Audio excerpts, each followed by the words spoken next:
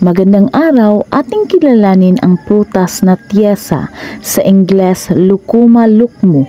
Sa pangalang pang-agham Puteria lucuma ay isang uri ng halaman at malunting bunga na hugis bilog o habilog o oval at may buto. Inihahambing sa pinakuluang matamis na kamuti ang madilaw na laman nito. May kakaibang bakas sa panlasa ito matapos kainin.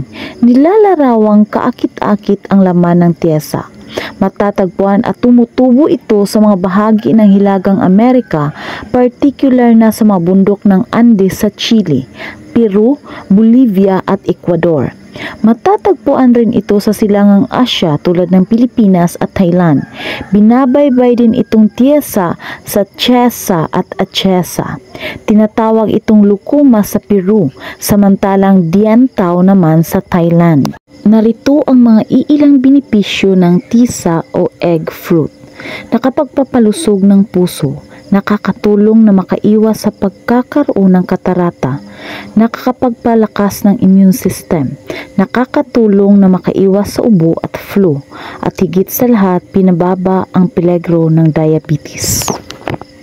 Kung nakakatulong ang impormasyong ito, maaari bang may like, share at subscribe. Hanggang sa muli, maraming salamat po.